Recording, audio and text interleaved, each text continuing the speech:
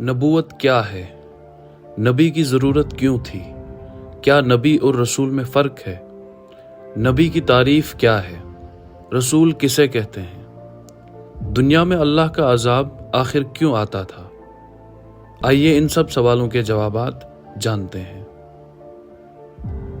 جب رات کی ساعتیں شعلہ بدامن ہوں، وہ منتخب اور محبوب اپنے عہد کے صبح صادق بن کر نکل آتے ہیں۔ جمود، حرکت سے محروم نسل انسانی کے لیے وہ تحریک کا کام دیتے ہیں۔ قیام جب ناممکن ہو وہ رفتار بخشتے ہیں۔ خدا مستور تھا، انہوں نے پردہ ذہن پر اسے نقش کیا۔ فساد ڈنکے کی چوٹ پر دنیا پر راج کر رہا تھا، انہوں نے پیغام امن سے اس پر فتح پائی۔ کفر اپنے ایوان اور انصار پر نازاں تھا، انہوں نے توحید کی لو سے اس کے سحر کو بے اثر کر دیا۔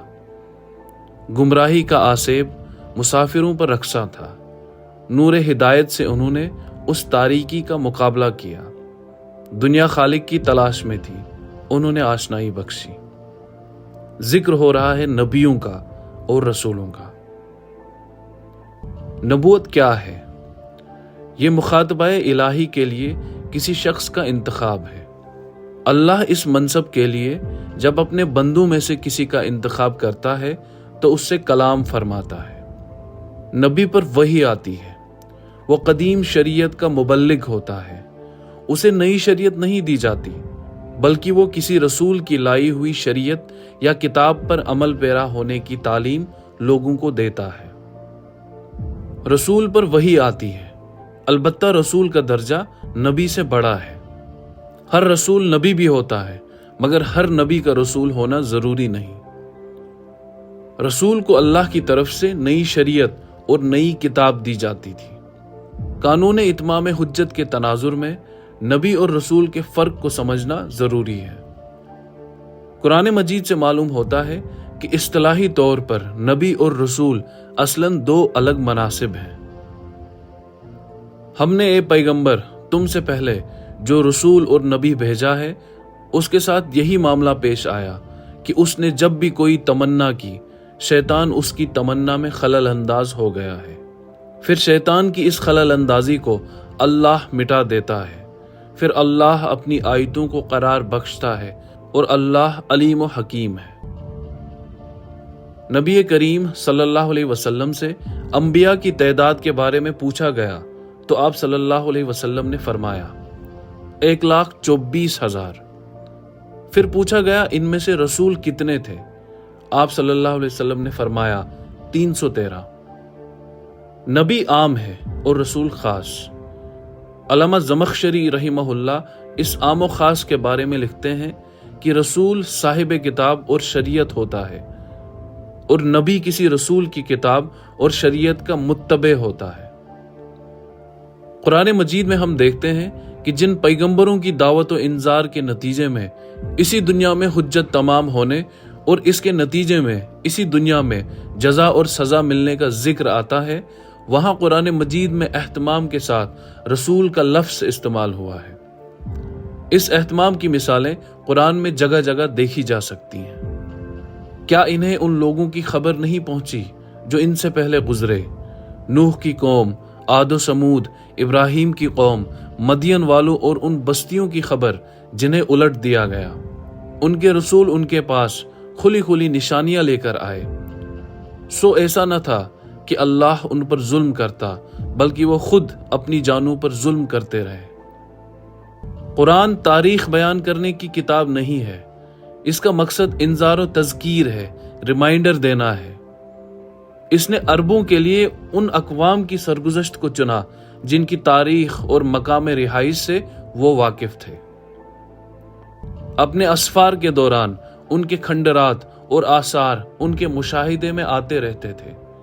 جن واقعات میں قریش کے حالات کے لحاظ سے تذکیر کے پہلو زیادہ نمایاں تھے ان کو قرآن نے بیان کیا ہے۔ رسولوں کی یہ بعثت اور یہ دنیاوی عذاب اپنے وقت کے بڑے شہروں جیسے دارالحکومتوں وغیرہ میں آتے تھے۔ ہر شہر میں یہ واقعہ پیش نہیں آیا۔ حقیقت یہ ہے کہ تیرا پروردگار ان بستیوں کو ہلاک کرنے والا نہیں تھا جب تک ان کے مرکز میں کسی رسول کو نہ بھیج لے جو ہماری آیتیں انہیں پڑھ کر سنا دے۔ اس کے ساتھ یہ بھی حقیقت ہے کہ ہم بستیوں کو اسی وقت ہلاک کرتے ہیں جب ان کے لوگ اپنے اوپر ظلم ڈھانے والے بن جاتے ہیں۔ حتمی دنیاوی عذاب یعنی عذاب اکبر سے پہلے رسول کی مخاطب قوم پر چھوٹے تنبیہی عذاب آتے ہیں۔ اس بڑے عذاب سے پہلے ہم کسی قریب کے عذاب کا مزہ بھی ان کو ضرور چکھائیں گے تاکہ وہ رجوع کریں۔ فرعون اور اس کی قوم پر غرق ہونے کے حتمی عذاب سے پہلے متعدد چھوٹے چھوٹے عذاب آئے۔ سو ہم نے ان پر طوفان بھیجا، ٹڈیاں، جوئیں اور مینڈک چھوڑ دیے اور خون برسایا۔ یہ سب نشانیاں تھیں جن کی تفصیل کر دی گئی ہے، مگر وہ تکبر کرتے رہے اور وہ لوگ مجرم تھے۔ محمد صلی اللہ علیہ وسلم کی قوم پر بھی اسی طرح کئی چھوٹے تنبیہی عذاب آئے۔ تم دیکھتے رہو، ان منکروں پر برابر کوئی نہ کوئی آفت ان کے اعمال کی پاداش میں آتی رہے گی یا ان کی بستی کے قریب کہیں نازل ہوتی رہے گی، یہاں تک کہ اللہ کا وعدہ آن پورا ہوا۔ یقیناً اللہ اپنے وعدے کی خلاف ورزی نہ کرے گا۔ نبی کے برعکس ہر رسول اپنی دعوت کے نتیجے میں کئی مراحل سے گزرتا ہے۔ پہلے مرحلے میں رسول اپنے قریبی لوگوں، قوم کے سرداروں اور رشتہ داروں کو مخاطب بناتا ہے۔ یہ اس دعوت کا پہلا مرحلہ ہے۔ انذار کے معنی کسی برے نتیجے سے لوگوں کو خبردار کرنے کے ہیں۔ قرآن سے معلوم ہوتا ہے کہ اللہ کے رسول اپنی قوم کو ہمیشہ دو عذابوں سے خبردار کرتے رہے ہیں۔ ایک وہ جس سے ان کے منکرین قیامت میں دوچار ہوں گے، اور دوسرا وہ جو ان کی دعوت کے مقابلے میں سرکشی اختیار کرنے والوں پر اسی دنیا میں نازل ہوگا۔ وہ اپنی قوم کو بتاتے ہیں کہ وہ زمین پر ایک قیامت صغریٰ برپا کر دینے کے لیے مبعوث ہوئے ہیں۔ خدا کی حجت جب ان کی دعوت سے پوری ہو جائے گی تو ان کی قوم کو اپنی سرکشی کا نتیجہ لازماً اسی دنیا میں دیکھنا ہوگا۔ انذار عام، اس مرحلے میں رسول دین اور ایمان کی دعوت علل اعلان پوری قوم کو دیتا ہے۔ اے اوڑھ لپیٹ کر بیٹھنے والے، اٹھو اور انذار عام کے لیے کھڑے ہو جاؤ اور اپنے پروردگار ہی کی بڑائی بیان کرو اور اپنے دامن دل کو پاک رکھو اور شرک کی اس غلاظت سے دور رہو، اور دیکھو اپنی صحیح کو زیادہ خیال کر کے منقطع نہ کر بیٹھو اور اپنے پروردگار کے فیصلے کے انتظار میں ثابت قدم رہو۔ اس مرحلے پر دعوت اپنے تمام دلائل کے ساتھ مکمل ہو جاتی ہے اور مخاطبین کے پاس انکار کا کوئی عذر باقی نہیں رہ جاتا ہے۔ اس تک پہنچنے میں حقائق اس قدر واضح ہو جاتے ہیں کہ مخاطبین کے پاس کوئی عذر پیش کرنے کے لیے باقی نہیں رہ جاتا۔ یہی چیز ہے جسے اصطلاح میں اتمام حجت سے تعبیر کیا جاتا ہے۔ معاملہ کھلے آسمان پر چمکتے ہوئے سورج کی طرح روشن ہو جاتا ہے۔ لہٰذا اسی موقع پر پیغمبر اپنے مخاطبین کا انجام بھی بڑی حد تک واضح کر دیتا ہے اور دعوت میں بھی بالکل آخری تنبیہ کا لب و لہجہ اختیار کر لیتا ہے۔ تو نے دیکھا نہیں کہ تیرے پروردگار نے ہاتھی والوں کے ساتھ کیا کیا؟ ان کی چال کیا اس نے اکارت نہیں کر دی اور ان پر جھنڈ کے جھنڈ پرندے مسلط نہیں کر دیے؟ اس طرح کہ تو پکی ہوئی مٹی کے پتھر انہیں مار رہا تھا اور اس نے انہیں کھایا ہوا بھوسا بنا دیا۔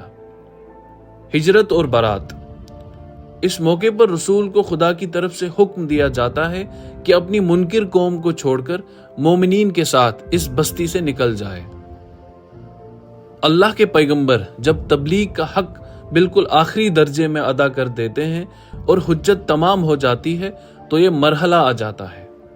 اس میں قوم کے سرداروں کے جرائم بھی پوری وضاحت کے ساتھ انہیں سنا دی جاتی ہے اور یہ بات بھی بتا دی جاتی ہے کہ ان کا پیمان عمر لبریز ہو چکا، لہٰذا اب ان کی جڑیں اس زمین سے لازماً کٹ جائیں گی۔ اس کے ساتھ پیغمبر کو بھی بشارت دی جاتی ہے کہ نصرت خداوندی کے ظہور کا وقت آ پہنچا۔ وہ اور اس کے ساتھی اب نجات پائیں گے، اور جس سرزمین میں وہ کمزور اور بے بس تھے وہاں انہیں سرفرازی حاصل ہو جائے گی۔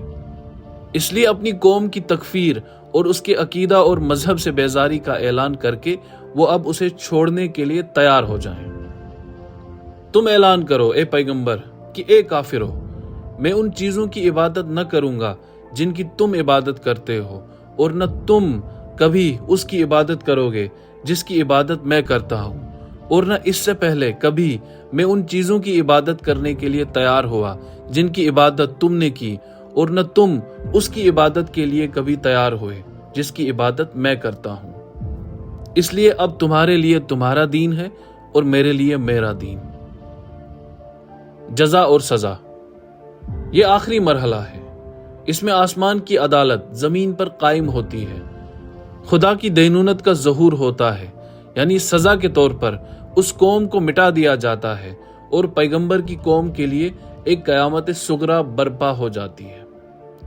پیغمبروں کے انذار کی جو تاریخ قرآن میں بیان ہوئی ہے، اس سے معلوم ہوتا ہے کہ اس موقع پر بالعموم دو ہی صورتیں پیش آتی ہیں۔ ایک یہ کہ پیغمبر کے ساتھی بھی تعداد میں بہت کم ہوتے ہیں اور اسے کوئی دارالہجرت بھی میسر نہیں ہوتا۔ دوسرے یہ کہ وہ معتبدہ تعداد میں اپنے ساتھیوں کو لے کر نکلتا ہے، اور اس کے نکلنے سے پہلے ہی کسی سرزمین میں اللہ تعالیٰ اس کے لیے آزادی اور تمکن کے ساتھ رہنے بسنے کا سامان کر دیتے ہیں۔ ان دونوں ہی صورتوں میں رسولوں سے متعلق خدا کی وہ سنت لازماً روبہ عمل ہو جاتی ہے جو قرآن میں اس طرح بیان ہوئی ہے۔ بے شک وہ لوگ جو اللہ اور اس کے رسول کی مخالفت کر رہے ہیں وہی ذلیل ہوں گے۔ اللہ نے لکھ رکھا ہے کہ میں غالب رہوں گا اور میرے رسول بھی۔ بے شک اللہ قوی ہے، بڑا زبردست ہے۔